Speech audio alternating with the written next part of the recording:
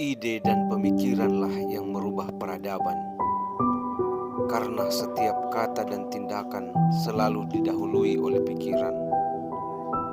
Orang pasti memikirkan setiap kata dan tindakannya. Cuma terkadang ada orang yang berpikiran sempit. Tubuh bisa saja hancur dan lenyap dimakan usia, tapi ide dan pemikiran kita akan kekal selamanya. Jika Anda ingin dikenang selamanya, maka sumbangkanlah ide dan pemikiran Anda selama hidup di dunia ini.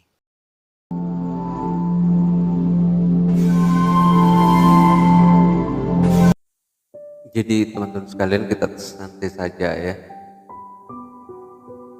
Silahkan perokok yang mau merokok, karena ini adalah bagian dari proses pemerdekaan diri kita masing-masing.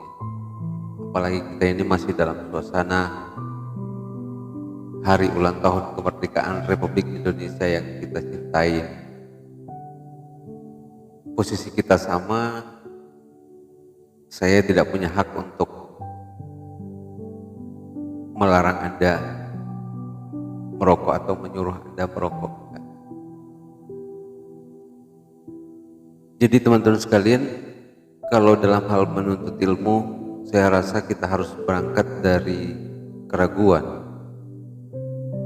Karena kan keraguanlah yang kemudian akan mengantar kita kepada pertanyaan. Kan kalau orang yang menuntut ilmu itu harus banyak bertanya.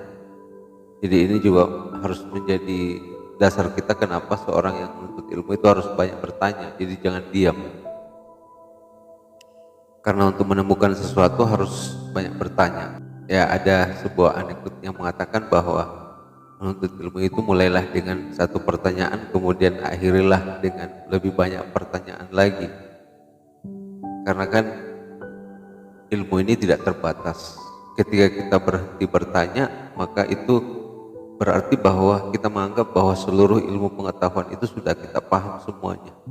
Kalau kita merasa bahwa sudah memahami semua hal yang ada di alam semesta ini, berarti kita sudah terjebak pada kesombongan.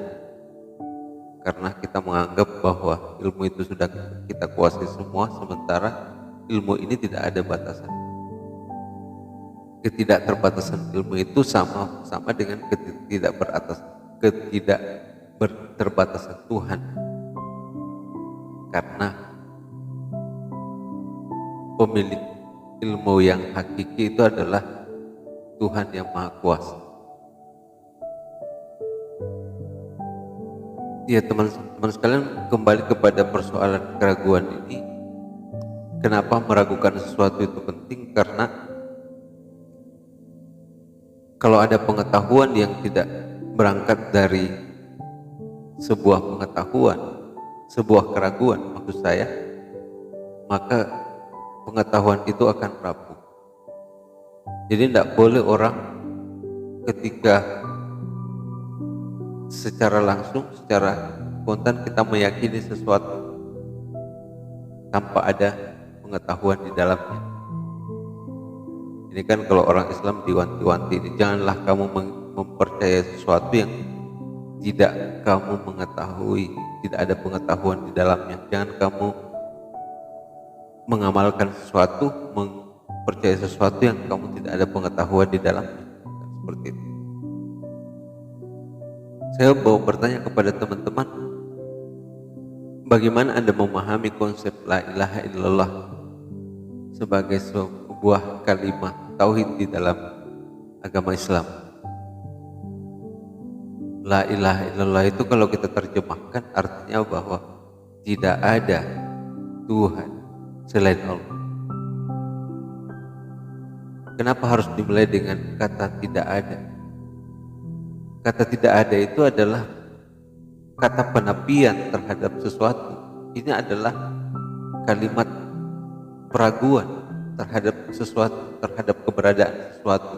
Jadi harus kita dalam mencari Tuhan misalnya, harus kita awali berangkat dari sebuah keadaan di mana kita menganggap bahwa segala sesuatu ini tidak ada. Ini yang maksudnya ini adalah kita harus meragukan sesuatu. Jadi kita tidak usah takut untuk meragukan segala sesuatu ya. Karena ini kalau saya juga adalah sebuah anjuran di dalam agama, khususnya agama Islam, termasuk barangkali juga agama-agama yang lain. Karena kalau Anda tidak ragu, maka tidak mungkin Anda akan mencari sebuah kebenaran.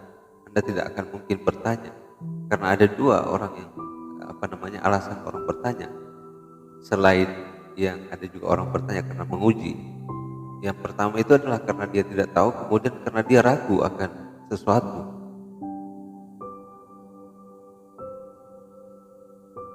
Kalau yang bertanya karena menguji itu kan bukan di luar dari pembahasan kita, karena itu lebih kepada patutwai begitu ya.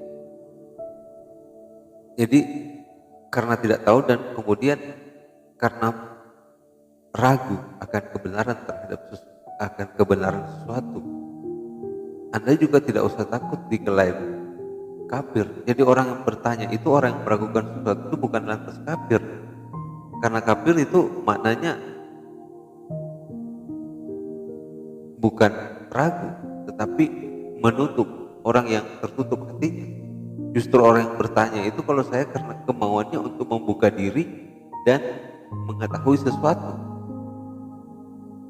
Jadi kan ada juga orang yang ketika kita sering mempertanyakan sesuatu, apalagi persoalan-persoalan yang sensitif, katakanlah tentang keberadaan Tuhan, maka lantas kita kadang dianggap sebagai kafir. Saya rasa tidak.